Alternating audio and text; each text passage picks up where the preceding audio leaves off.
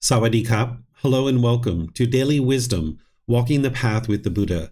Today is our Pali Canon and English study group, and we're studying the words of the Buddha. We're in volume 10 of this book series titled The Words of the Buddha, The Path to Enlightenment, Revealing the Hidden. We're going to be studying chapters 11 through 20 today. And if you've been studying along with us, you might actually have read these chapters before class or you may read them after class. If this is the first time you're tuning in for this particular class, welcome. I'd like to welcome everybody and anybody who's choosing to learn the teachings of the Buddha today.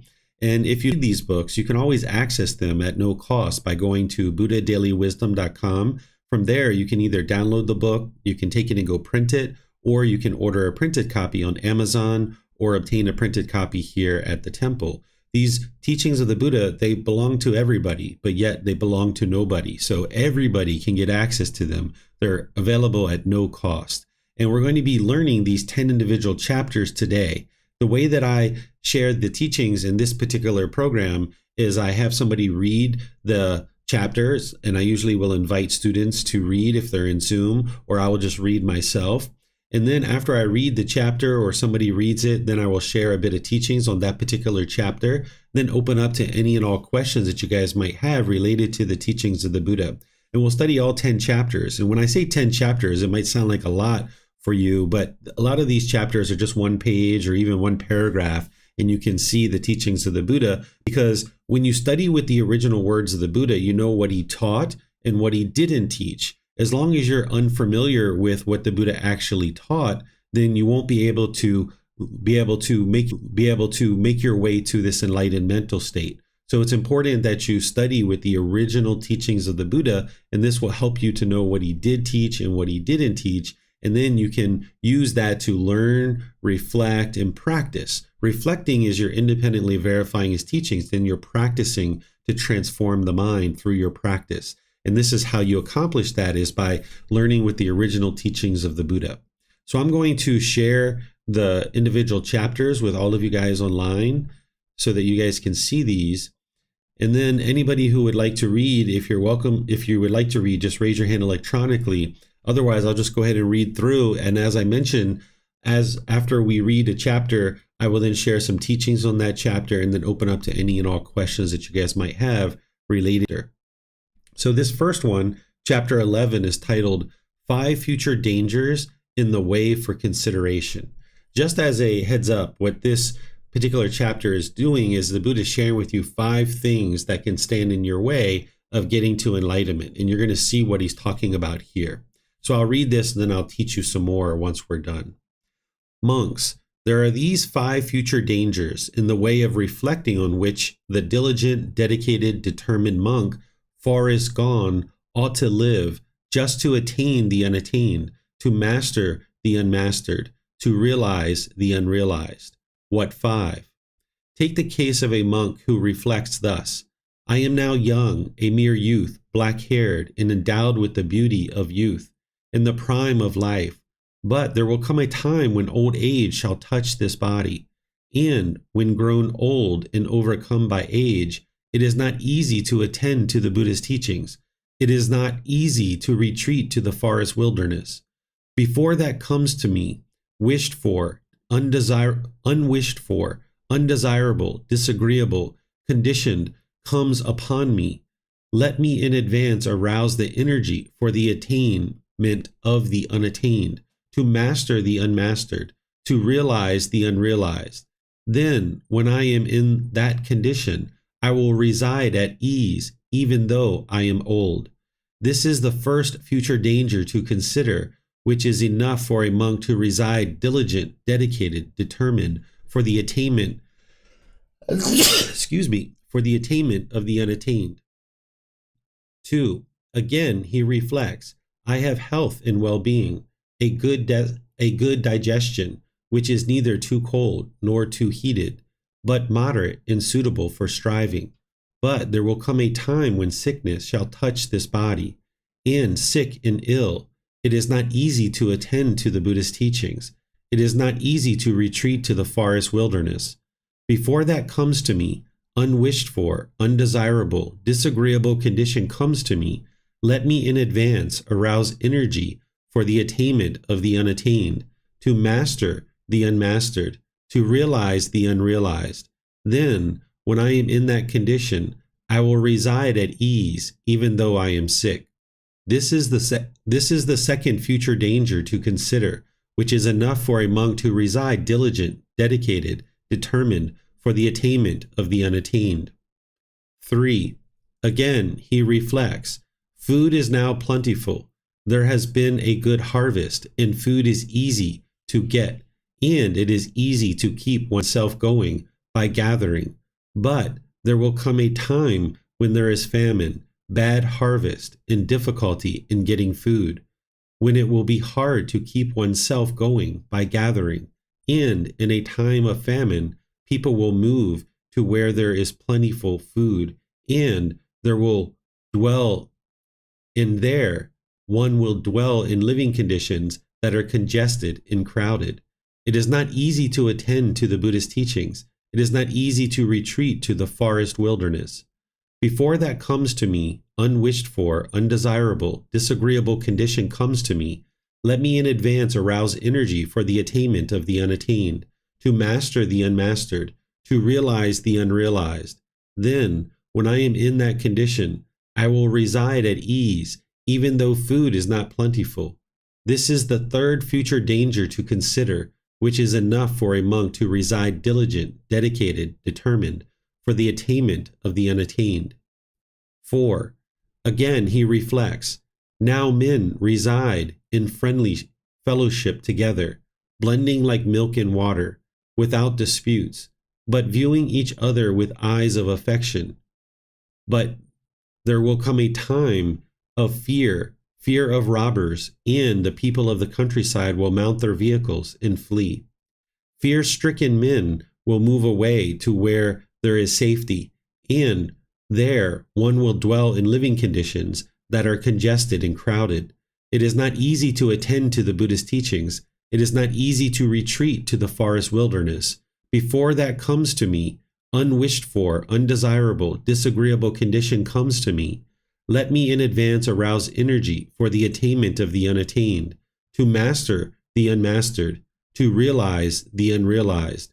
Then, when I am in that condition, I will reside at ease, even in a time of fear. This is the fourth future danger to consider. Reside, diligent, dedicated, determined, for the attainment of the unattained. 5. Moreover, monks, the monk reflects thus, now the community lives in friendly fellowship together, finding comfort in one teaching. But the time will come when the community will be fractured, and when that happens, it is not easy to attend to the Buddhist teachings. It is not easy to retreat to the forest wilderness. Before that comes to me, unwished for, undesirable, disagreeable condition comes to me, let me in advance arouse energy for the attainment of the unattained, to master the unmastered, to realize the unrealized. Then, when I am in that condition, I will reside at ease, even though the community is fractured.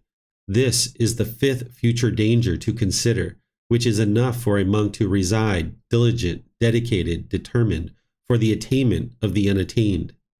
Monks, there are these 5 future dangers in the way to consider, which the diligent, dedicated, determined monk, far is gone, ought to live just to attain the unattained, to master the unmastered, to realize the unrealized. Okay, so let me help you guys understand what the Buddha is sharing here. He's helping you to understand 5 things that you may have right now that due to impermanence, you're not going to have these things permanently. And when things change, it's going to be a lot harder for you to learn and practice the teachings when you're in that condition. He talks about youthfulness, that we might have a certain amount of youthfulness as we first come in contact with these teachings. Our mind might be a certain amount of sharpness or crispness that allows us to learn, reflect, and practice the teachings. But that's not permanent. That as you age, being unenlightened, your mind will start to deteriorate. If you get to enlightenment, your mind won't actually deteriorate. We think about old age, that getting old means your mind's going to deteriorate. That's what's experienced in the unenlightened state. But by the time you get to enlightenment, your mind is going to stay sharp and crisp you don't have a degrading of the mind as you are enlightened, and even when you age. But if you're unenlightened, which the Buddha is guiding you to get to enlightenment, that if you have this youthfulness, this crisp mind, and you don't practice the teachings and train the mind, then as you age and the mind starts to change and become more degraded, then it's going to be very hard for you to actually train your mind and get to the enlightened mental state at that point. So the Buddha is saying, okay, because this is a real danger for you, you should stay diligent, dedicated, and determined to attain the unattained, to master the unmastered, to realize the unrealized. Arouse this energy to remain dedicated and determined. Then he gives you this other thing where he talks about health, that one's health being, you might have a certain amount of good health, but that's not permanent. You're going to eventually experience sickness. So while you're healthy, he's saying, okay, attend to the Buddha's teachings, learn the teachings, become diligent, dedicated, and determined to attain the unattained. Then the third thing he talks about here is food is plentiful. So when you have easy access to various resources to provide for food, water, shelter, clothing, medical care, things like this is an easier time in your life. But with impermanence, you never know. Those things could change. So rather than just kind of be complacent, the Buddha is saying, arouse this energy to attain the unattained, become dedicated, determined, and diligent. And then he talks about this friendly fellowship. This is like within a certain village or town or population. If there's a certain amount of friendliness and people are living at ease, he's saying, well, that can change, that there can be this fear that arises, this fear of robbers and people fleeing from their homes. And he's saying, okay, when that comes, when that situation occurs, it's going to be a lot harder to learn his teaching. So now that you're residing in this friendly fellowship and you have a place to live that's pretty conducive to your living a certain lifestyle, then that's the good time to learn and practice his teachings. Then he talks about the community, referring to his community of students, that when he was alive, there was one set of teachings that everybody could learn from that one teacher. But then he was saying that this isn't permanent, essentially. He's saying that there's going to come a time when the community fractures. And that's exactly what we saw happen, that during the lifetime of the Buddha, people had a very strong, vibrant community, and lots of people were getting to enlightenment. But after he died, then the community started fracturing. And he's saying, okay, while the community is one, and there's this one set of teachings, this is a great time to learn and practice the teachings. So he's saying, reside diligent, dedicated, and determined to arise this ability to attain the unattained. So in my opinion, there's never a bad time to actually learn and practice the teachings, no matter what age you are when you actually come to the teachings of the Buddha, no matter what your health is or any of these other things. There's never a bad time to learn the teachings. But what the Buddha is describing is there's this improved time, that when things are better situation for you in terms of your youthfulness, your health, plentiful, that there's this friendship in the community, when there's just one set of teachings, this is the ideal time to learn and practice. So there's never a bad time to learn, but there's oftentimes an improved opportunity to learn in a situation like this. And he's providing these 5 things that could potentially stand in the way of you deciding to learn and practice and become diligent. So he's saying, become diligent now. Don't wait around and be complacent, because as all these things change, then it will be harder for you to get to enlightenment. Do you guys have any questions on this chapter? You can put it into Facebook, YouTube, or Zoom. Or in Zoom, you can raise your hand electronically and ask any questions that you like.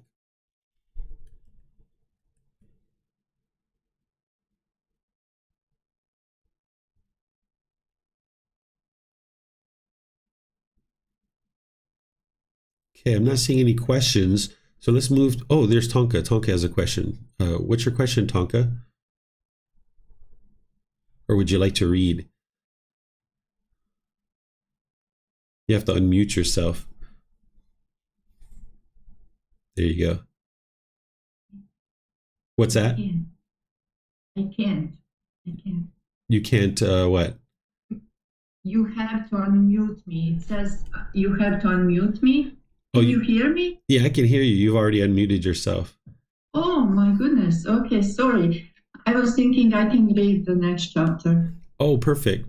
I'll go ahead and scroll to that one. This will be chapter 12. Thank you for the help. Do not decline, continue the struggle. Two things, monks, I have realized: to never be complacent with skillful qualities and not to shrink back from the struggle. Without shrinking back, monks, I struggle on thus. Gladly would I have my skin and sinew and bones wither and my body's flesh and blood dry up, if only I may hold out until I win what may be won by human strength, by human energy, by human striving. It was by diligence that I achieved awakening, and by diligence that I won the supreme freedom from bondage, enlightenment. And you too, monks, do not decline the contest, but struggle on, saying to yourself, gladly would I have my skin and sinew and bones wither and my body flesh and blood dry up, if only I may hold out until I win what may be won by human strength, by human energy, by human striving, when you too, monks, in no longer time shall win that goal for which the householders rightly leave home for the homeless life, even that unmatched goal of righteous living, realizing it for yourself, even in this very life, and having reached it, you shall reside therein. Therefore I say unto you, monks, thus must you train yourself. We will not decline the contest, but will struggle. Okay, thank you, Tonka. So with the teachings of the Buddha, they're not easy, but they're also not difficult either. They've been made more difficult over the years as people have changed the teachings over the course of multiple generations. But you can now learn these teachings, the original words of the Buddha, and actually make your way to enlightenment. And it's not going to be easy, but it's not going to be difficult either. So you're going to encounter certain struggles along the way, particularly when you're letting go of certain cravings, desires, attachments. If there's things your mind is holding on to really tightly, it can be really painful as you're letting those things go, and it can feel very much like a struggle. In life, in the unenlightened state, there's various struggles and various difficulties that you encounter. And as you encounter these various struggles and difficulties, what the unenlightened mind will tend to do is tend to run away from these things, or turn away and walk away from the struggle and the difficulty. It doesn't want to do the work. So it will tend to run away or walk away from the situation. But what the Buddha is teaching you, and what I encourage you to do as well, is to turn around and walk towards the struggle. Because if you run away from a struggle, it's just going to ensure that that struggle continues over and over and over again. Because the reason why the mind struggles in the unenlightened state is because it lacks wisdom. It lacks wisdom about this particular situation and how to resolve it. And if you continue to run away or walk away from a struggle, then you're not able to cultivate the wisdom that you need to overcome that struggle. So that means that struggle is going to just continue over and over and over again. And if you keep running away or walking away from the struggles, you're going to be encountering all kinds of struggles in your life and lack the wisdom of how to overcome them. So if you do what the Buddha is sharing here, in which I recommend as well, which is walk towards the struggle. Don't shrink back from the struggle, but walk towards it and cultivate the wisdom. What it means to walk towards the struggle is you're reading books, you're coming to classes, you're consulting with your teacher privately, you're reaching out to various members of the community in order to get help and support to understand how to resolve any one particular issue. That's how you cultivate wisdom, is you walk towards the individuals that you can gain wisdom from. But keep in mind that the ego is sometimes in there trying to inhibit you from being able to walk forward, to be able to ask people questions and just admit like you don't know something, or just admit that you're having a really hard time, or admit that you're really having a struggle with your meditation, or with understanding the Eightfold Path, or understanding dependent origination, or the 5 aggregates, or something like this, the 5 precepts, or any of these teachings. So when you're encountering certain struggles in life where things are not smooth and things are not easy, this is just because you lack wisdom. So if you run away from that, then it's just going to keep repeating because you didn't take that opportunity to cultivate the wisdom. So if you reach out and get help, then you can cultivate the wisdom, you can overcome that struggle. And then in the future, whenever you encounter that same situation, you have the wisdom on board that you need to just make wise decisions to overcome whatever you're facing. And it won't feel like a struggle anymore because you've already cultivated the wisdom of how to deal with that particular situation. So the Buddha is saying that he was never complacent in order to get to enlightenment. He never allowed complacency to come into the mind. But this is one of the things that people oftentimes experience on the path to enlightenment. So you might study for a period of time, maybe 3 months, 6 months, a year, what have you, and you might step back for a little bit and kind of digest things, let it all settle, kind of build up your meditation practice, maybe put things into practice that you have been learning. And then you might start learning again after, a month or 2 or 3, and you come back and you start learning again. This is normal. Just because you're stepping away from maybe a learning environment doesn't mean that you're complacent. Maybe you're still working on your meditation practice. Maybe you're still reading books. Maybe you're doing other things just to kind of put in practice what it is that you've actually learned so far. This isn't complacency. This is just choosing to step away from a classroom environment, perhaps, in order to put into place the things that you've already learned. So you can continue on your journey where you can kind of come into a learning environment, learn for a period of time, step away, put those things into practice, come back into a learning environment, learn some more, step away. This is normal, but that's not complacency. That's just maybe wisely choosing to consistently and gradually work towards improvement in your life practice.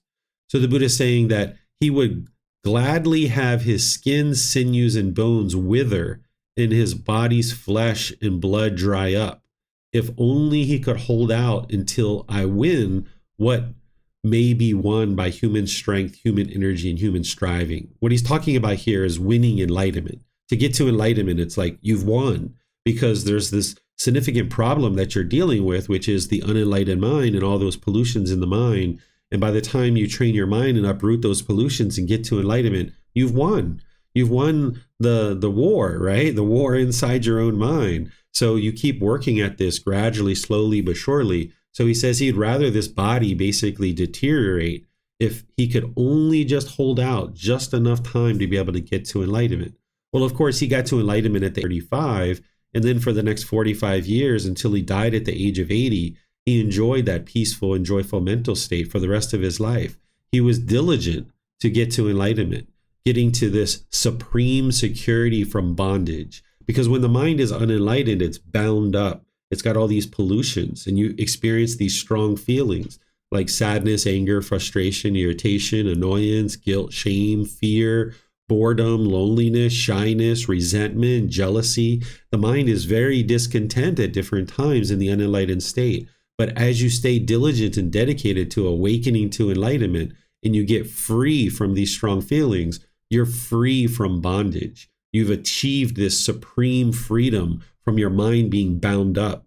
Because when your mind's bound up and it's polluted, all it takes is somebody to say one little thing that you disagree with, or say something about how you look or how you appear, and boom, you're irritated, you're annoyed, you're agitated, you're aimed up. You don't have control or discipline of the mind. But by the time you get to awakening, you have complete freedom from this bondage of the mind being bound up. So he's encouraging his students here to stay dedicated and diligent, that not to shrink back from the struggle, that when you're facing those struggles, walk towards it and cultivate wisdom. That's what's going to ultimately lead to the improvement to the condition of the mind in your life. So what questions do you guys have here on this particular chapter, if any at all? You can put those into Facebook, YouTube, or Zoom, or you can raise your hand in Zoom and ask any questions that you like.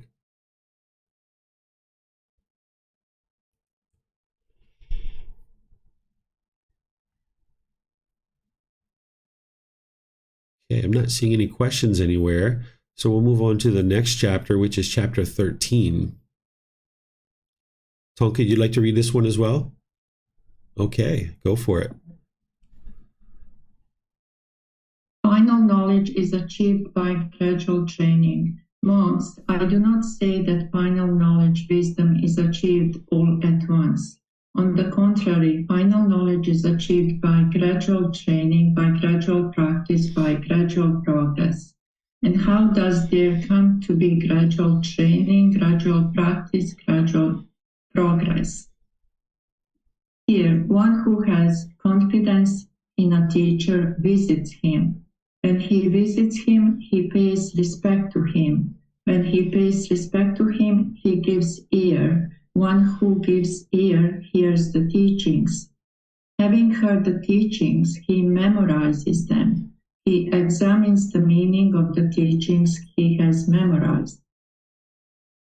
When he examines their meaning, he gains a reflective understanding of those teachings. When he has gained a reflective understanding of those teachings, enthusiasm springs up in him. When enthusiasm has sprung up, he applies his will. Having applied his will, he investigates.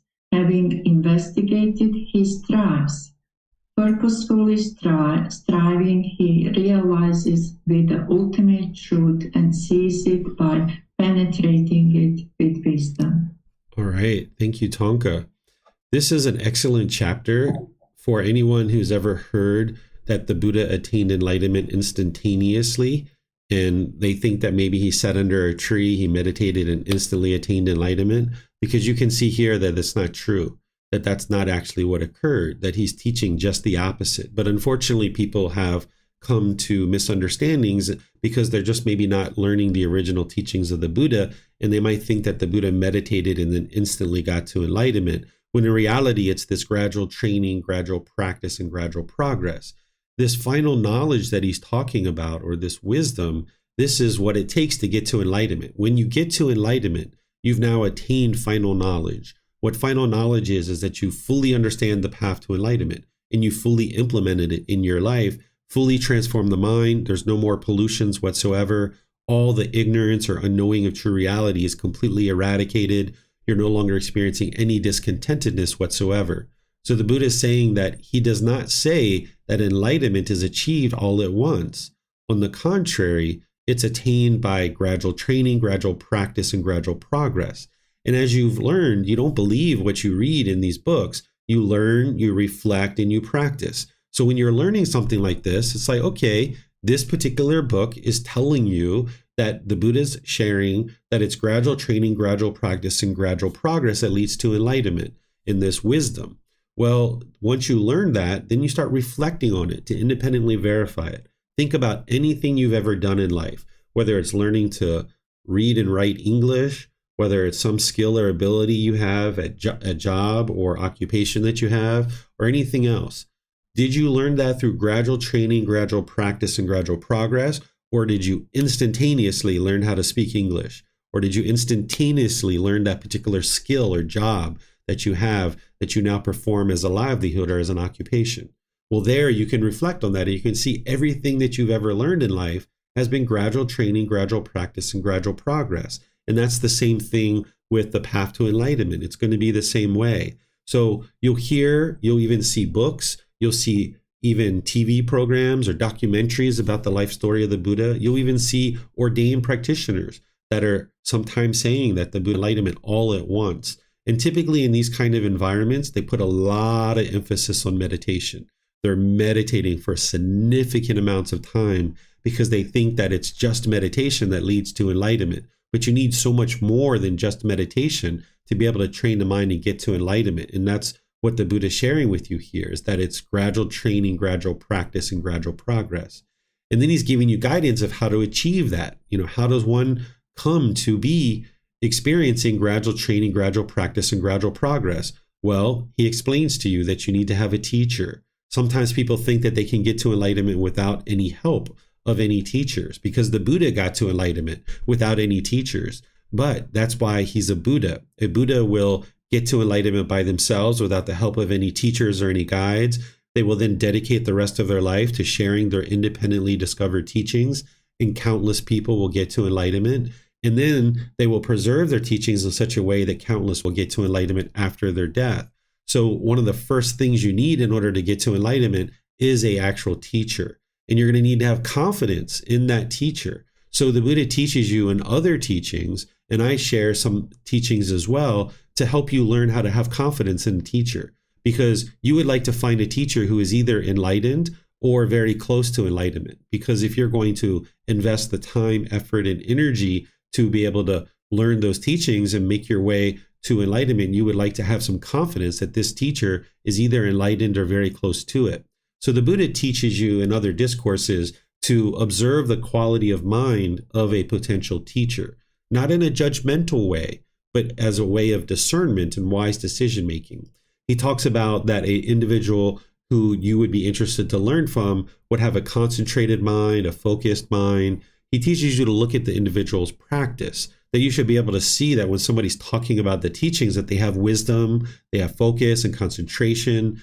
The Buddha talks about this muddle-mindedness, which is like a mind that is polluted with these pollutions of the fetters. Their mind's going to be muddled, where it's going to be very difficult for them to talk about the teachings. They may stumble, they may have a lot of difficulties discussing the teachings or sharing the teachings because they're not yet fully practicing them. So that's one easy way that you can look at somebody's mind, is see if they're concentrated or they're clear, they're focused. Look at how they speak and look at their actions. Do they have loving kindness and compassion? Are they practicing right speech and right action, and other teachings like this? In Volume 1, Chapter 3, I share about 7 or 8 questions that you could ask a potential teacher if you're looking for a teacher, to be able to build this confidence so that you can then visit this teacher. And the Buddha is using the pronoun him here, but of course, you could have a teacher who's a male or a female. Here he's just using the pronoun of him, but there's female teachers in the world too that you might decide to look to and learn from, and you would like to have confidence in those teachers, whether they're male or female. And by spending some time with them, asking them questions, getting to know the quality of their mind, it can help you to be able to see whether or not somebody's either enlightened or close to it. And when you visit a teacher, you would like to pay respect to them, because any teacher who's teaching in the way that the Buddha taught wouldn't have any expectations of their students. They wouldn't be asking for any money. They wouldn't have a price to pay in order to learn from that particular person. So if this individual is choosing to share teachings with you with no expectations and without any compensation or benefit to them, that is somebody that you should really respect. So by giving respect, then respect comes to you also. Sometimes what we're taught in various cultures is to hold back, and you don't respect other people until they respect you, or you don't love other people until they love you first, perhaps. But if everybody did this in the world, nobody would be respecting anybody. So if you understand the natural law of karma, that whatever you put out, that's what comes back to you. So if you hold back and you don't respect people, then you're not going to have any respect coming to you. But instead, if you break through that and you decide to respect all people, not just the teacher, but everybody around you, if you respect everybody and you put out respect and love, kindness, compassion, generosity, and all these other wholesome qualities of mind, then that's what's going to end up coming back to you more and more. So it's wise to respect everybody and anybody, including a teacher, particularly somebody who's choosing to share teachings with you to help you improve the condition of your mind in your life without any expectation of anything in return. Upon respecting a teacher, the Buddha says, okay, give ear to that person. What it means is to listen to what they're sharing with you. And whenever you're learning teachings, they should be independently verifiable. So as you give ear, you end up hearing the teachings. And during the lifetime of the Buddha, having heard the teachings, you would need to memorize them because it was an oral tradition. The technology to write things down existed in China, but it didn't exist in the region of the world where the Buddha was. So the language that he spoke, it was just an oral language. It didn't even have a script because they didn't have a reason to write things down. They didn't have the technology to write things down during his lifetime. So it was just an oral tradition. So you would memorize the teachings. And once every 2 weeks, they would come together and chant his teachings word for word to be able to commit them to memory. Nowadays, you don't have to memorize all the teachings word for word the way that they did during the lifetime of the Buddha. But there are certain teachings that you're going to need to know very closely and know the understanding of these teachings. Things like the 3 universal truths, the 4 noble truths, the Eightfold Path, the 5 precepts. You're going to need to know the 10 fetters and things like this. And you're going to need to commit them to memory, but we have books and we have videos and podcasts and things like this that can help you refresh your memory over time. But ultimately, you will need to commit those teachings to memory and really understand them very well so that then you can practice them in daily life, because you're not going to be able to consult a book in each moment of day-to-day life. So there are certain teachings like that you're going to need to commit to memory. And after having learned them closely, or starting to listen to them anyway, during the lifetime of the Buddha, you would memorize them. After you've memorized them, or maybe in our lifetime, after you've acquired them through books and videos and classes, you start examining them. This is like leading up to the reflection, so that learning and reflecting on the teachings as I share, that through that reflection, you are independently verifying the teachings. You're not believing anything. You're reflecting on them to get this reflective understanding. And then as you start to reflect on and independently verify the teachings, there's this enthusiasm that sometimes springs up in the mind, because you're like, oh my goodness, here's the answers. Here's the answers to all the struggles and challenges that I've been experiencing my entire life. And wow, here it is right here in front of me. And you start noticing that the condition of the mind starts improving, and you can notice this enthusiasm springs up in the mind. And then you need to apply your will. What this means is to put the teachings into practice. And this is where the real transformation of the mind is occurring. That if you've learned the teachings, you reflected on them to independently verify them. And the Buddha is saying there's some enthusiasm that springs up there, but then you start to practice them. And that's where the real transformation is occurring. And this is where the Buddha says, okay, you continue to investigate the teachings, and you continue to strive in order to put those teachings into practice. And by having that striving, then you start to acquire this wisdom. That's what you're ultimately looking to get to, is the ultimate wisdom. So I usually say learn, reflect, and practice as kind of a shorthand way of describing this particular discourse, and that you're gradual training, gradual practice, and gradual progress. But the Buddha is a master of showing this cause and effect, cause and effect, and cause and effect, and how one thing leads to the next, and leads to the next, and leads to the next. So he's giving you all the details here of showing you that. But when you hear me say learn, reflect, and practice, this is what I'm talking about. And you're doing that through gradual training, gradual practice, and gradual progress is what you will experience. So do you guys have any questions on this chapter? You can put that into Facebook, YouTube, or Zoom.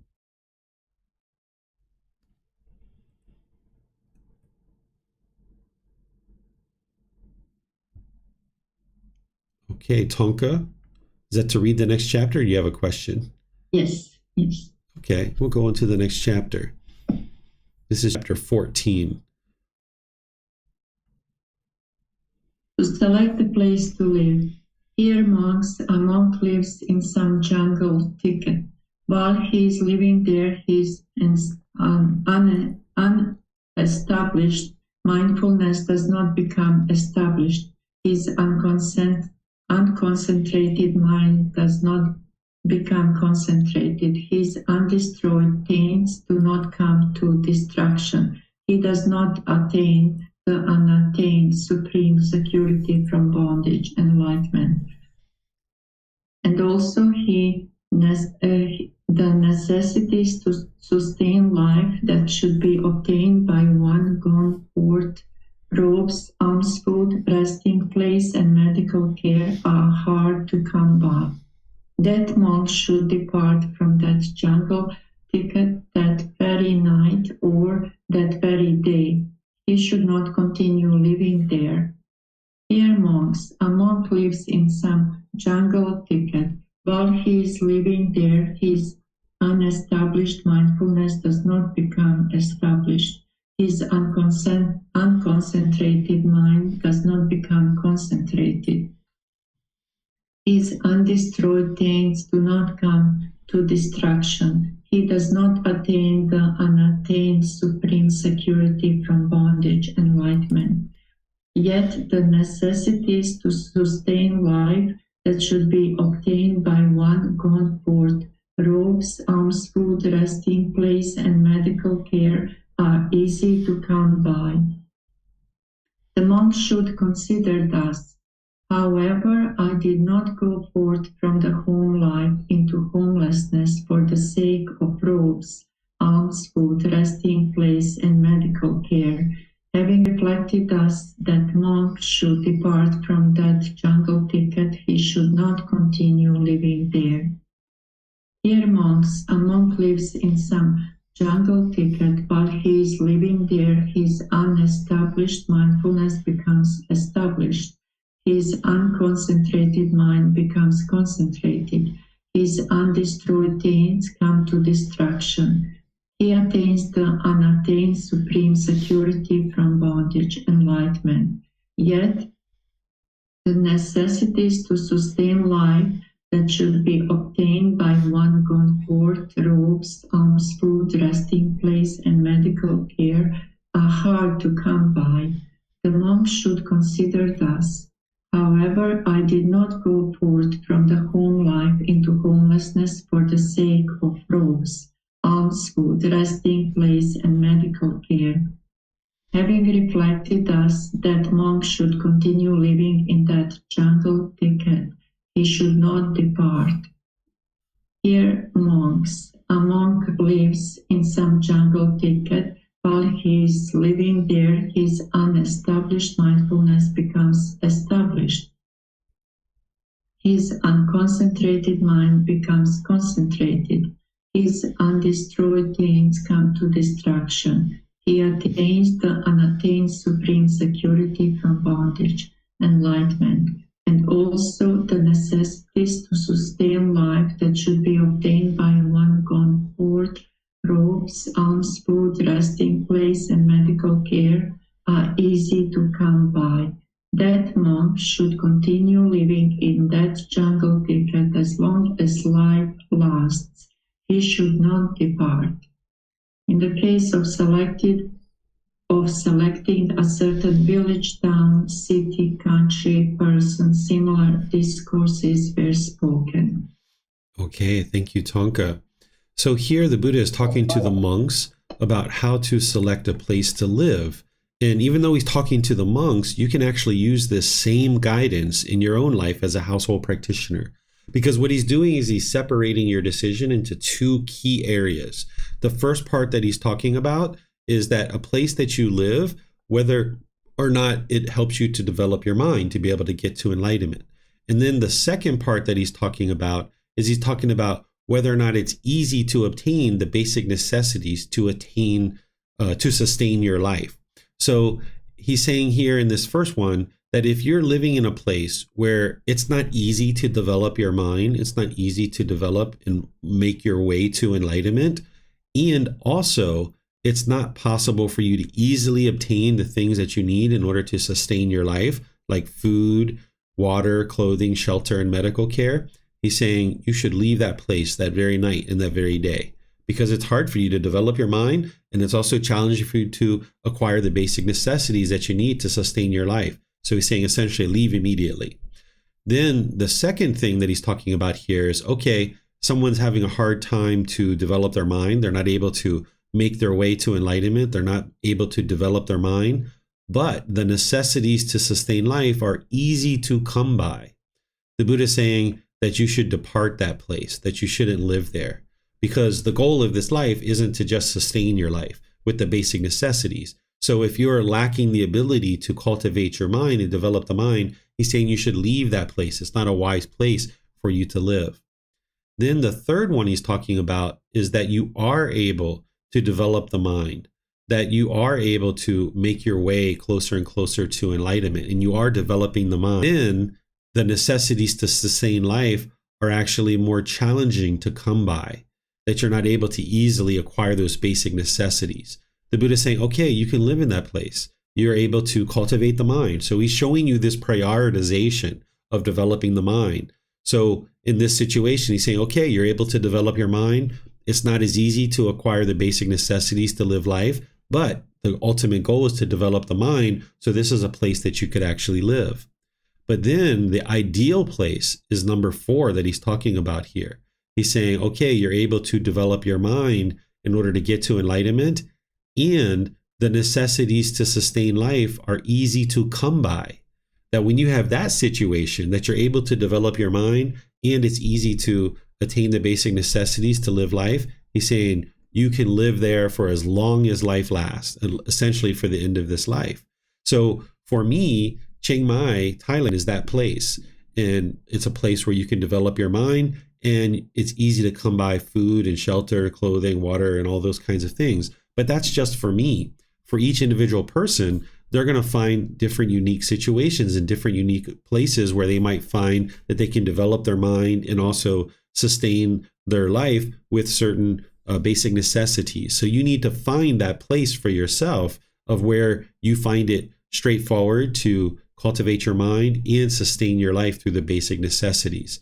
Here, the Buddha is talking about a place to live, but he's also speaking similar discourses about a certain village, town, city, country, or person. What he's talking about here is like if you have a life partner, right? If you're living in a situation with a life partner and it's not easy for you to develop your mind, he's saying, okay, if you're not able to develop your mind and it's not easy to come by basic necessities, you should leave, right? He's giving you this guidance, but what you choose to do is up to you. But if you find a situation where you're in a partnership with an individual and it's easy to develop your mind, you have the ability to do that, and you're finding it straightforward to be able to get the basic necessities to sustain life, he's saying, okay, stay with that individual, right? That's the life partnership that you're creating. So this is very wise guidance to live by, because oftentimes people are looking for, where do I live? Where should I live? How do I know that where I live is an ideal place to live? Well, the Buddha is providing you that guidance here. So let me know what questions you guys have here.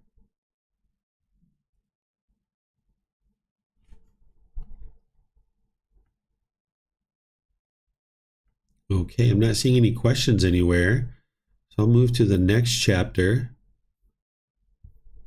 This one is chapter 15. With the elimination of excitement comes the complete destruction of discontentedness. Puna. There are forms recognizable by the eye that are desirable, lovely, agreeable, pleasing, sensually enticing, tempting. If a monk does not seek excitement in them, does not welcome them, and does not remain holding to them, excitement is eliminated in him.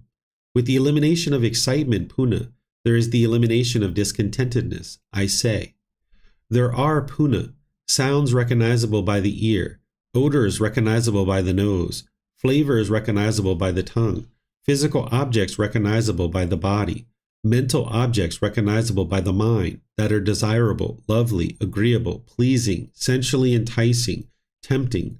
If a monk does not seek excitement in them, does not welcome them, and does not remain holding to them, excitement is eliminated in him. With the elimination of excitement, Puna, there is the elimination of discontentedness, I say.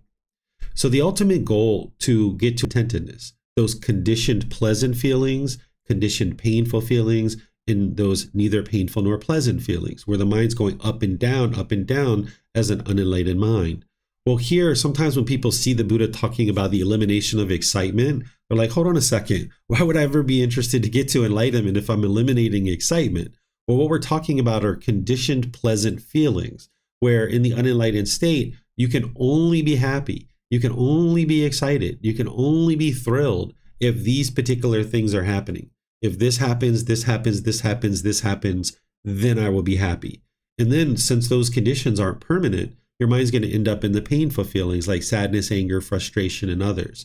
So what you're looking to do is rewire the mind, train it to not have these conditioned feelings, where you can move beyond this, where your mind can reside peaceful and joyful regardless. So conditions might be, if it's sunny outside, you'll be happy. If your bank account is this balance, you'll be happy. If your friends or family do this, that, or the other thing, you'll be happy or excited. These are all conditioned feelings that you're forming. And when those conditions change, when your bank account goes down, when it's raining, when your friends and family aren't doing what you want them to do, then you'll be angry or frustrated or irritated. So you're looking to eliminate conditioned pleasant feelings. That's what the Buddha is talking about here when he says excitement is eliminated in him. He's talking about these conditioned pleasant feelings. And by eliminating the conditioned pleasant feelings, then you won't experience the painful ones either. Because as long as your mind has craving and your cravings get fulfilled and you get excited or you get those conditioned pleasant feelings, as soon as those conditions change, your mind's going to end up in the painful feelings. It's only a matter of time. So you need to understand this discontentedness and restraining the mind from experiencing those conditioned pleasant feelings so that therefore you won't experience the conditioned painful feelings. You can get to this unconditioned joy or this unconditioned happiness where the mind can just always be happy and joyful without any conditions being met. And that's the ultimate goal of the path to enlightenment, is to maintain your peacefulness and joy permanently. And you do that by retraining the mind, not allowing it to get these conditioned feelings. Because as long as the mind keeps getting these conditioned feelings, it keeps staying wired that way. So you're trying to break that, and you're trying to get over here where all of that's gone, and your mind can just have this brightness and radiance and joy, that it's always happy and always joyful. Any questions on this particular chapter? Okay, Tonka. I had the interesting situation. For example, I received a gift from someone for my daughter, and this morning I was imagining I give it to her, and then it crossed my mind how it is practicing generosity. Like she gave me that gift for my daughter, so that's her practicing generosity. Then I'm gonna give it to my daughter, but then the pleasant feelings, I felt them in my body, so I wasn't sure if it was conditional feeling that I should cut off, or it was just part of practicing generosity. So it wasn't very clear if it was conditional, because I was thinking about giving her those earrings, and the nice feeling came like, yeah, this is practicing generosity, it feels good. But I'm not sure if it's a condition that I should cut off or not. Yeah, when you're noticing those bodily sensations, it hasn't become a feeling yet. This is the 4 foundations of mindfulness that you and I were talking about in the Facebook group, that there's the bodily sensations, then there's the feeling, then there's the condition of the mind, and then the mental object. So if you're noticing the bodily sensations, that's excellent. And you would like to cut it off and let it go there. If you're just experiencing unconditioned joy, there won't be bodily sensations associated with that. The mind will just be joyful all the time. So when you're noticing like that tingling sensation, perhaps, I don't know exactly the sensation that you experienced, but I remember I used to get like tingling across the shoulders, the back of the neck, maybe in the head, maybe even in the chest a little bit. You'd feel this tingling, like kind of like, I forget what we used to call them, warm fuzzies. We used to call them warm fuzzies, right? Yeah, warm feeling. I felt warm. Yeah, that's the bodily sensations associated with a conditioned pleasant feeling that's about to arise. And it hasn't become a feeling yet. It's just a bodily sensation. And that's where you like to cut that off. Because if you cut that off, then you can get to the unconditioned joy. Whereas if you allow the mind to keep getting those conditioned pleasant feelings, when the condition changes, you're going to experience the sadness. So let's just say you get these warm fuzzies that you're going to give this gift to your daughter. And now say you give it to her and she's like, I don't like those. Those are horrible. Now you're going to feel painful feelings because you allowed your mind to get the pleasant feelings that you're going to give this gift to her. And now she doesn't want it and she's rejecting it. And you can't control what she does. All you can do is control your own mind. So when you see those conditioned pleasant feelings that are starting to arise and you're noticing them just as a bodily sensation, cut them off there and don't allow the mind to experience that. Sometimes it will become a feeling because you didn't catch it soon enough, but you can cut it off there as a feeling as well. And then if you don't catch it there, then it's going to be that condition of the mind where now you're going to have this kind of general condition of happiness and pleasantness for a couple of hours or a couple of days because you know you're about to give this gift to your daughter. And then the mental object that this is feeding is sensual desire. That's the deeply rooted container that all of this stuff is feeding. And now your sensual desires becoming more and more firmly rooted in the mind. And you're trying to rewire this whole process where this doesn't occur. But it takes time, of course. So just the fact that you're recognizing those bodily sensations associated with pleasant feelings, which are oftentimes the more challenging ones to notice, the painful feelings, the bodily sensations associated with the painful feelings are typically a lot easier to notice. But the pleasant ones typically are more challenging for the untrained mind to notice. So it sounds like you're getting a certain amount of mindfulness or awareness of mind to be able to notice those. So now you just need to restrain the mind and cut it off, because the fact that you are getting the bodily sensation says that it is a conditioned feeling, that there's a craving there. Because if it was unconditioned joy, the mind would just experience joy. It would just always be joyful. It wouldn't have the conditional bodily sensations that are arising. Oh, your mute's on again. Just said thank you very much. Oh, you're welcome. Pleased to help you. Let's see. We have a question coming in from Mayu Lee here on Facebook. During mindfulness meditation, when the mind wanders to the future or the past, even though is for a brief second, is that considered a mental object? So we use this word mental object differently. This is going to be good for Tonka too, because she's been asking questions about this. When we talk about the fetters, we talk about them as mental objects, these deeply rooted containers in the mind. And the fetters are unwholesome mental objects that you need to uproot in order to purify the mind and get those out of the mind. But there's also wholesome mental objects too, like generosity, mindfulness, humbleness, things like this. Loving kindness, compassion. These are mental objects too, but they're wholesome ones. But then, even though we use mental objects as this deeply rooted container, which is essentially like a mental state that is in the mind, we can also use mental objects in terms of thoughts and things like what you're describing here, that when you're in meditation, you have a thought. We could call that a thought, we could call it thinking, but someone might also refer to that as a mental object because that's what you're actually having. But we use this word mental object in different contexts.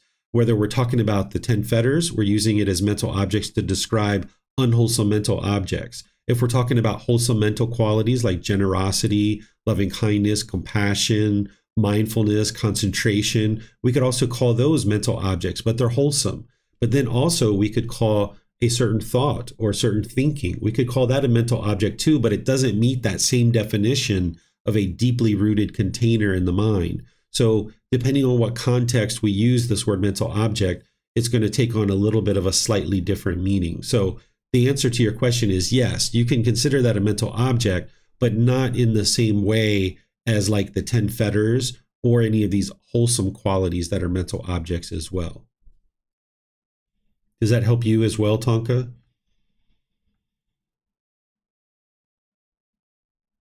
I was interested in these of mental objects. Okay, so now we'll move on to chapter 16. This one is titled The Cause of Discontentedness. And this is essentially very similar to what we just read. So go ahead, Tonka. The cause of discontentedness. There are Migayala forms recognizable by the eye that are desirable, lovely, agreeable, pleasing, sensually enticing, tempting. If a monk seeks excitement, pleasant feelings in them, welcomes them and remains holding to them, excitement arises. When there is excitement, there is craving and desire. When there is craving and desire, there is bondage. Bound by the fetter of sensual desire, Magayala, a monk is called one dwelling with a partner. In the case of sounds recognizable by the ear, odors recognizable by the nose, flavors recognizable by the tongue, physical objects recognizable by the body, mental objects recognizable by the mind, the discourses are similar to that of form recognizable by the eye. Okay, thank you, Tonka. So this is essentially sharing what we were talking about when we were studying volume 9 of the book series, which is the book that we just finished, where that particular book really hones in on this fetter or this taint or pollution of sensual desire. When you're learning the foundational teachings of the Buddha and you're learning the four noble truths, and you learn about how craving, desire, attachment is what causes discontentedness, that there's this longing and yearning in the mind, the wants and expectations. And if you get what you want, you get pleasant feelings. And if you don't get what you want, you get painful feelings.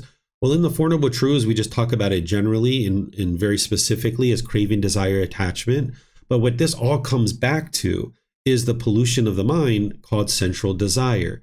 That's what's really, truly occurring. The Four Noble Truths is giving you like a little window into the unenlightened mind and giving it to you in very short order with 4 specific phrases. But then as you get deeper and deeper into the teachings of the Buddha, you realize that really what's underneath of all of that is the sensual desire. This is a mental object. this is a pollution of mind or a taint or a defilement, that as long as the mind has this central desire, that it's going to be longing and yearning through the sense bases. If you see agreeable things, you'll get pleasant feelings. Or if you hear agreeable things, you'll get pleasant feelings. If you smell odors or taste flavors or physical objects come in contact with the body, or if there's a certain mental object that's agreeable to you, the mind, due to its craving, desire, attachment, its wants, its expectations, it will get conditioned pleasant feelings.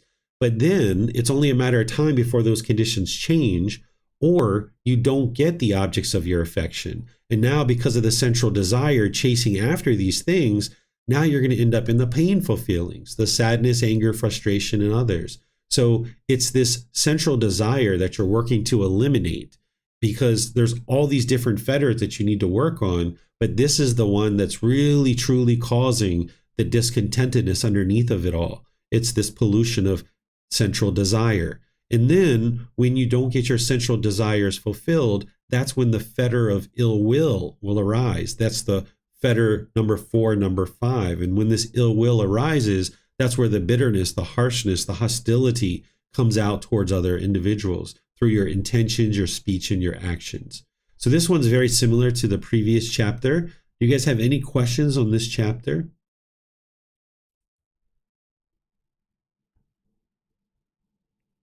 Okay, I'm not seeing any questions anywhere. So I'm going to move on to the next one, which is essentially very similar to what we just read, but I'll just go ahead and read it for you guys. And then I don't know if you guys have any questions, but if you do, you're welcome to put those into Facebook, YouTube, or Zoom. With the elimination of excitement, there is the elimination of discontentedness. Puna, there are forms recognizable by the eye, sounds recognizable by the ear, odors recognizable by the nose, flavors recognizable by the tongue, physical objects recognizable by the body, mental objects recognizable by the mind, that are wished for, desired, agreeable, and likable, connected with central desire, and provocative of craving.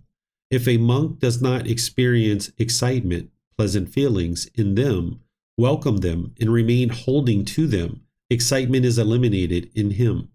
With the elimination of excitement, puna, there is the elimination of discontentedness, I say. So this is very similar to the ones that we just read. So let me just see if you guys have any questions on this one, which is chapter 17.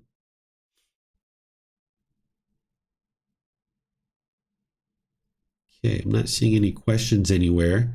So I'm going to move on to chapter 18, which once again is very similar, but I'll go ahead and read it to you, and then we can focus in on any uniquenesses here. The destruction of excitement. Monks, attend carefully to forms. Recognize the impermanence of forms as it really is. When a monk attending carefully to forms recognizes the impermanence of forms as it really is, he feels indifferent towards forms.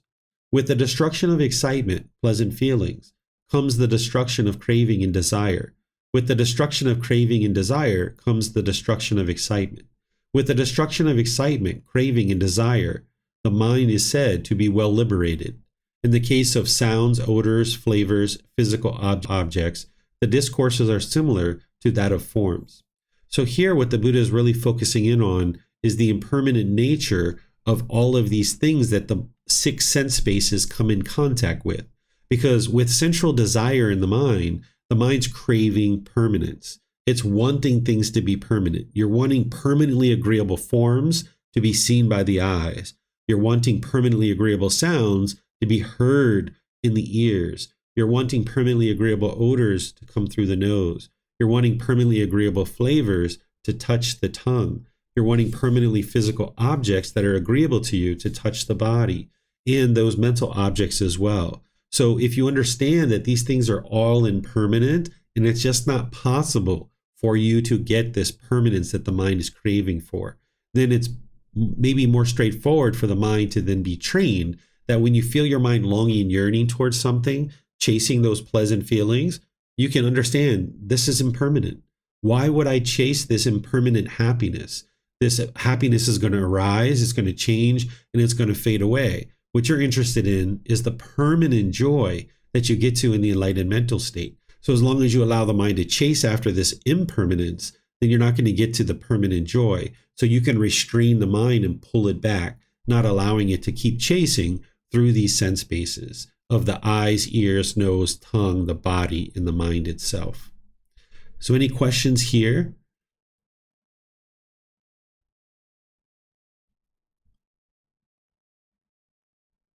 Okay, I'm not seeing any questions anywhere. So let's move to the next one. This is chapter 19. Here the Buddha is going to help you understand the three universal truths. He's going to do this in 3 different discourses, and we're studying the first 2 today in this class. And he's helping you to be able to see the impermanent nature of things that you're experiencing through the 6 sense bases. So this one is titled The Suitable Way for Attaining Nibbana, or Enlightenment, first discourse. Monks, I will teach you the way that is suitable for attaining Nibbana, or enlightenment.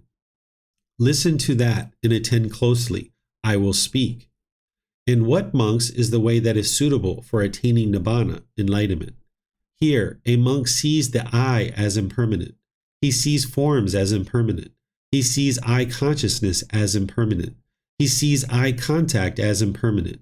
He sees as impermanent whatever feeling arises with eye contact as condition, whether pleasant or painful, or neither painful nor pleasant.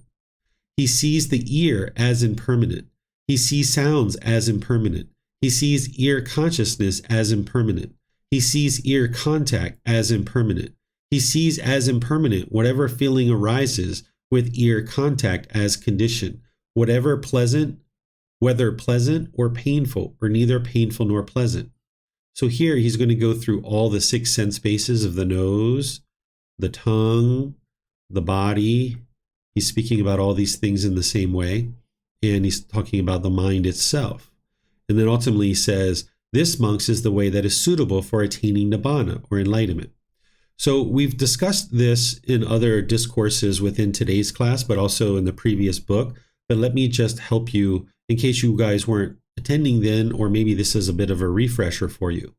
There's what's called the internal sense base. And in this case, we're talking about the eye.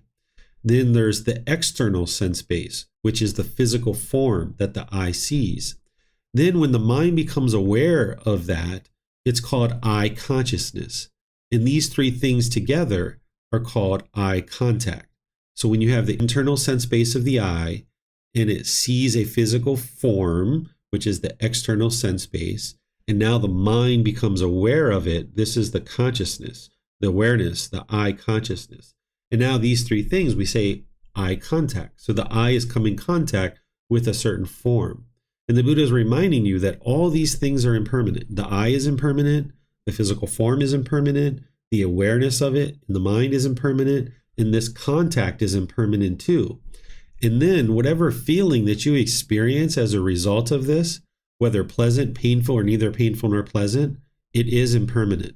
And the more clearly you can see that, then you understand that the mind's craving this permanence. And once again, you can restrain the mind, not allow it to chase after this permanent thing that it wants, because it's actually impermanent. The mind's got to realize that these things are all impermanent.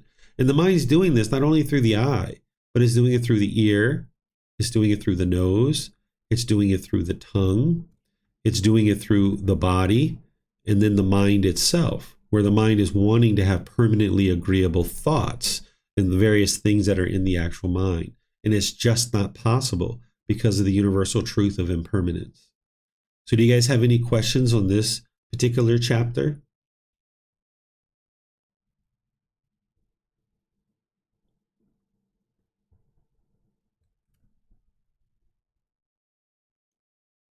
Okay, I'm not seeing any questions anywhere. So I will move to the very last chapter for today, which is chapter 20, which is essentially the exact same thing that we just studied, but the Buddha is sharing discontentedness here. This is the second universal truth. So no need to read this entire chapter because it's exactly the same thing as we just discussed, but he's talking about discontentedness. He's essentially saying that as long as the eye is longing and yearning, as long as the mind is longing and yearning through the eyes, ears, nose, tongue, the body, and the mind itself, that there's going to be this discontentedness, that it's chasing after this discontentedness. It thinks in the unenlightened state, the mind thinks that it's going towards this fulfillment and this satisfaction, and it's going to get all this pleasure. And it doesn't realize that that pleasure is impermanent. It's temporary. But that's why the mind keeps chasing after it, because it thinks it's going to be permanent. So you chase after more money, a bigger house, a nicer car, more friends, a different job, more clothes. The mind just chases and chases and chases, not realizing that it's just chasing discontentedness. That's all it's doing. So if you start realizing this more and more truth, then you're more motivated perhaps to be able to train the mind and train the mind to no longer do this. So do you guys have any questions on this chapter? This is chapter 20 of volume 10. Sumit, go ahead.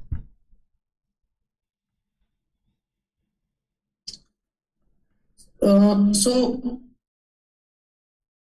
how to differentiate between, like, I understand what is I and what is the form it's seeing, but how to differentiate with this I consciousness? I mean, there is I, there is forms, and of course I know this thing. So how to see this happening as a discontentedness? Yeah, so what's happening is, as you described, there's the I, which is the internal sense base, or the organ, right? The I.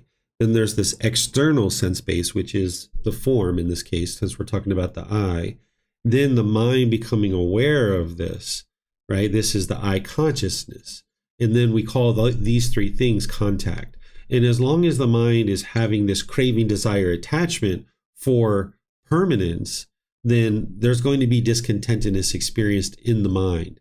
By the time you get to enlightenment and there's no craving, desire, attachment in the mind, you're still going to have contact through the six sense bases, but there's not going to be any discontentedness because there's no craving.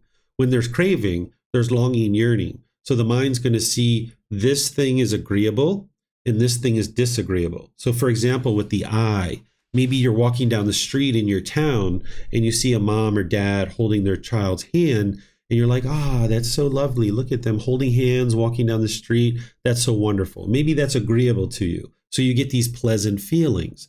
But then you turn the corner and you see a parent slap their child across the face. And now if you have craving in your mind, longing and yearning, wanting things to be a certain way, now when you see that, if that's disagreeable to you, you'll experience anger or frustration or sadness or some other discontent feeling. So whatever you see through the eye in terms of forms, or if you hear sounds, or nose experiencing odors, tongue experiencing flavors, body with physical objects, and the mind with mental objects, if there's craving in the mind, then there's going to be discontentedness. And that's what the Buddha is explaining to you here.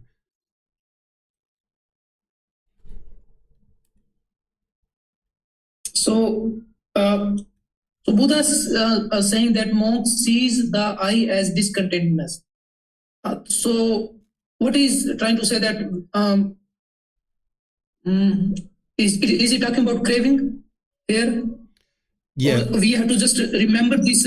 Whenever we see any form like I or forms, then we should always just memorize this as that this is dukkha, this is dukkha, this is dukkha. It is a kind of a trick, or to remember dukkha, or is about craving. Yes. So remember, this chapter is, each one of these chapters, there's a reference that goes back to the original source. So the Buddha is talking about things before this, and he's talking about things after this. So here, he's not literally saying that the I itself is discontentedness, or that the physical forms itself are discontentedness. What he was talking about in those previous chapters, where he was talking about how craving is producing discontentedness, then what you come to understand is that if there's craving in the mind, anything that the eye sees and there's craving in the mind, then it's going to produce discontentedness. And this is a good reminder for you that as you're out and about in your life, and let's just use something like something that I think a lot of people might be able to relate to, is like, say you have a certain craving for sexual contact, and you see a beautiful woman or a handsome man, and you're like, oh, wow, look at that. And your mind starts chasing after it. And you're looking and you're checking the person out, looking at the person up and down, left, right, and forward. You need to remind yourself, no, this is just going to produce discontentedness. This is just the mind chasing after pleasant feelings. And okay, maybe it sees this person now, But then when that changes, now you see something else, and now the mind's going to experience painful feelings. So if you allow the mind to take in this content through any of the six sense spaces and acquire the conditioned pleasant feelings, then that's the temporary happiness that is ultimately going to take the mind up. And then when those conditions change, the mind's going to drop back down. So when you notice that your mind is longing and yearning through these sense spaces, you can remind yourself, these things are impermanent. It's going to produce discontentedness. Now let me restrain the mind and pull it back. And the more and more that you do that, eventually you get to the point where there aren't any cravings in the mind and you won't experience discontentedness. But you're going to need this as a reminder for yourself so that in the moment you can restrain the mind. Yeah, I see. Mm-hmm. So it's not that, even though this title of the chapter is the suitable way for attaining Nibbana, it's not that this is all you need, right? This isn't like just read this one chapter and you'll get to enlightenment. These are, like you were saying, like this is a reminder for you that when you're out and about in daily life, to remind yourself of impermanence, remind yourself of discontentedness, and you're not interested in continuing to allow the mind to long and yearn through these sense spaces.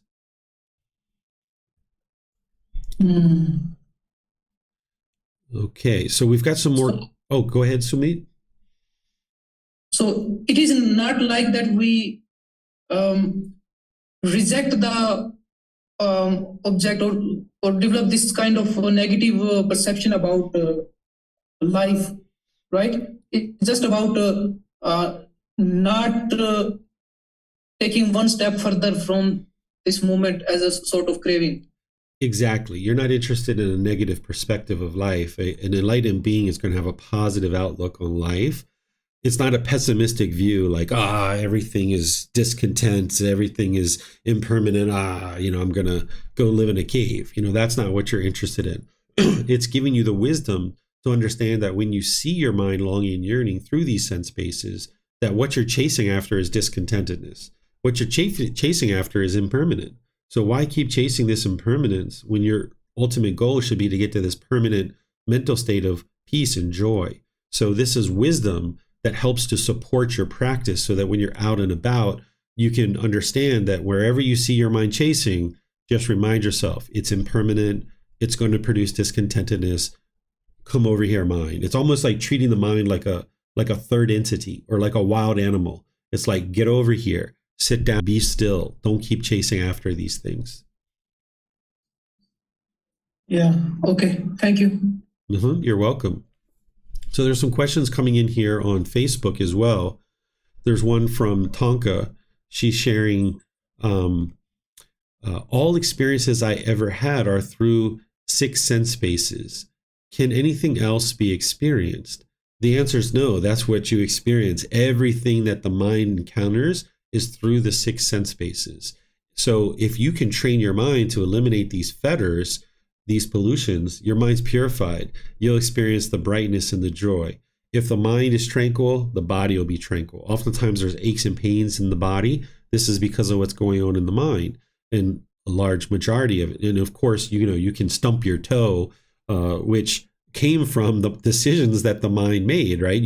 Maybe you forgot to turn on the light, or maybe you put a chair in a certain place, or maybe you were rushing around the house too quickly. This is all from the mind. The mind is producing everything you're experiencing. So that's why the Buddhist teachings focus you on training the mind, because if you train that, then everything's purified and you can get to this peace and this joy, because everything you experience in life is coming through the mind. And the way that you experience things in the mind is through the six sense spaces. These are the doorways that are letting things into the mind. So if you can train your mind to understand these six sense spaces, these doorways, and then you can guard the mind with mindfulness or awareness of mind, you can ultimately completely transform the mind. That's why those four foundations of mindfulness were so important that we were talking about in the Facebook group as well as here in class.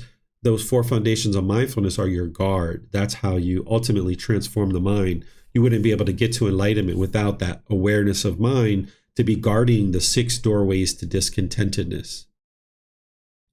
Mayu Lee also has some questions here. Is it possible to have internal sense bases to experience external sense bases without contact? The answer is no, you can't. There's an internal sense base and there's an external sense base. And then when the mind becomes aware of it, that's when there's actually contact. And now you're experiencing that thing. So you can have, all your 5 senses closed, like say like your eyes, ears, nose, tongue, the body. But your mind is that 6th sense space. That's why it's so important to understand this one. So say like in the present moment, you're not taking in any contact through the eyes, ears, nose, tongue, or the body. But say in the present moment, you're thinking about something in the past that was either pleasurable or painful. And now in the present moment, you're experiencing pleasure or pain based on that thought from the past. And the same thing can happen for the future. Maybe you're longing, yearning for something pleasurable to happen in the future, or maybe you're fearful of something painful happening in the future. So that means in the present moment, your mind experiencing that mental object through the mind, now you're experiencing this pleasure or pain in the present moment based on something from the past or the future. And this will connect to something Tonka was asking about recently in the Facebook group. This is what we might call trauma, that somebody's had a certain experience in the past.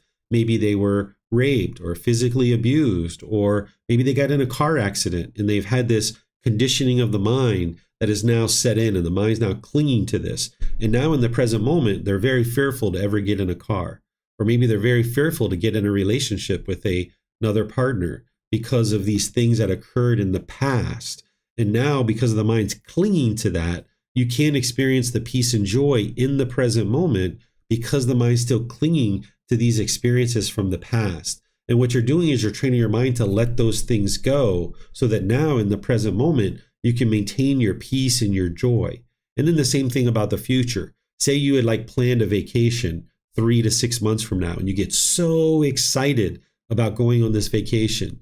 And now you go to the airport and the flight's canceled or it's delayed. You're going to be sad. You're going to be frustrated because you allowed your mind to indulge in this craving. You welcomed these pleasant feelings the way that the Buddha talks about. You welcomed them. You invited them in. You held on to them. This is not what you're interested in doing, because as long as you allow the mind to form those conditioned feelings by welcoming them in, inviting them in, now you're inviting also the painful feelings as well. So Mayuli follows this up. She says, for example, if we quickly see an object, but that object have not yet registered in the mind. So if you see an object and you're aware of it, it's registered in, so you know that thing is there. You've had the internal sense base, the external sense base, and now you're aware of it. So if your mind, or say your eyes kind of quickly scan something and everything is a blur and you haven't seen anything at all you see is a blur. Well, you've still had contact with that blur, right? There's still contact there. So there's still some kind of contact that is being experienced. But whether or not you allow it to produce discontentedness is a choice that you're making based on the wisdom that you have, based on craving, desire, attachment. If you allow craving to continue to persist in the mind, then you're making the choice to become discontent because of your cravings. But if you eliminate your cravings through gaining wisdom and using the tools and techniques that the Buddha teaches you, by eliminating those cravings, desires, attachments, now you've liberated the mind. Even you come in contact with, I don't know, anything you're craving. I don't know what you might be craving. Any of you guys might be craving, but you guys know whether it's a handsome man or a woman, whether it's more money, whether it's a car, a house, new clothes, you walking in the mall. No matter what you come in contact with, you see it. It's like, oh, wow, okay, I see it, but there's no longing, yearning for it. So the fact that I don't have it, there's no painful feelings at all. So that's what you would ultimately like to get to, is where you have complete control and complete discipline of the mind, that even though you're coming in contact with these various things, your mind isn't discontent by them whatsoever. But as long as there's craving in the mind, your mind will either get pleasant feelings or painful feelings when there's contact through any of these 6 sense spaces. So you would like to get to the point where you eradicate the central desire, you eradicate that fetter, the taint, the pollution, you eliminate it from the mind. And now there's still going to be contact, but because there's no craving, there's no central desire, you won't experience discontentedness. All right. Great questions, everyone. Very pleased to share these teachings with you. Next week, we're going to be studying chapters 21 through 30. So you're welcome to read those before class and or after class, and then come to class and we'll study them together like this again, because you're really getting into the nitty-gritty of the teachings of the Buddha here by getting into volume 10. If you've been studying all the way through, you've learned a whole lot of things through the words of the Buddha, and it's helping to inform your practice of what to do on a day-to-day basis. It's not just an intellectual learning, that you're not just intellectually learning these things. Yeah, you're doing that in these classes, and then you're reflecting on it to independently verify it. But then you practice in daily life when you go out and about in the world. So if you went and lived in a cave for 10 years, you wouldn't be able to get to enlightenment because you're not in the world. You're not walking around with all these temptations. So you can retreat like the Buddha teaches by staying in your house for longer periods of time. You can go to a cave and stay for a period of time, but you ultimately need to reemerge back in the world. And now, can you maintain your peace and joy while living in the world? That's what is ultimately going to determine if your mind's enlightened or not. So you can't actually just go hide in a cave somewhere for 10 years and get to enlightenment. When we talk about the Buddha going into the forest for 4 years, where he left his family, for those first 2 years, he was around different students and different teachers, and then ultimately he went off in the forest by himself for 4 years. He still came in contact with people.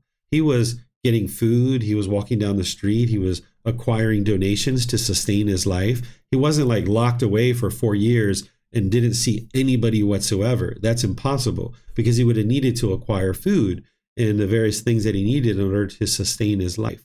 So he still came in contact with people. So by you learning these teachings, then reflecting on them to independently verify them and practice them, and going out into the world and develop your practice where you can walk in the mall and you can be calm and steady and content and joyful, even though you didn't buy anything. You're just there to just walk down the mall, get some exercise, maybe breathe in some fresh air, who knows what.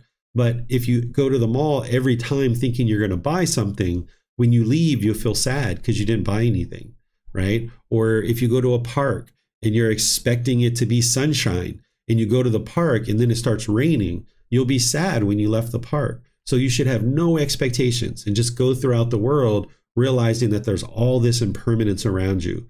The weather, the people, the different sights and sounds and odors and flavors, physical objects and mental objects, all these things are impermanent and they're going to be constantly changing. And as soon as your mind grabs onto something, wanting that to be permanent, your mind's opening up to discontentedness.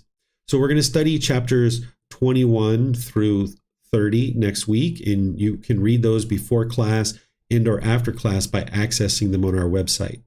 Tomorrow in the group learning program, we're going to be in volume 1, chapter 11, which is titled Meditation, Developing Your Practice. This is where I'm going to go through all the 4 styles of meditation that the Buddha teaches in order to train the mind. There's 2 primary styles that you need in order to train the mind to get to enlightenment. And then there's 2 specialized meditations that you're only going to need in unique situations, but it's helpful to know about them. So you don't need to learn 100 or 300 different meditations or even 10 or 20 meditations. You only need to learn 2 primary forms, and then the other 2 are there in specialized situations in case you need those things. So I'm going to be sharing those with you tomorrow in our group learning program. And then on Wednesday, we're going to be doing meditation together. I'm going to be helping you to learn loving kindness meditation by guiding you in a loving kindness meditation session. So perhaps I'll see you guys next Saturday in the Pali Canon and English study group, or maybe on Sunday or Wednesday in our group learning program. In the meantime, have a very wonderful and lovely rest of your day. We'll see you next time. Sawadee ka.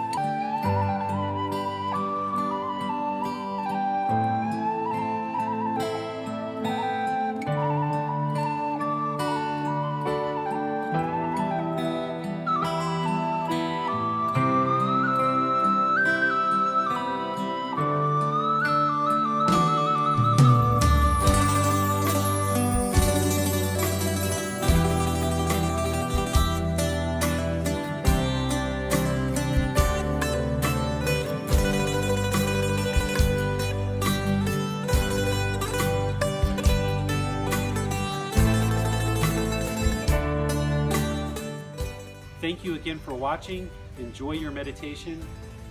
Look forward to seeing you online and answering any questions that you might have. Thank you so much.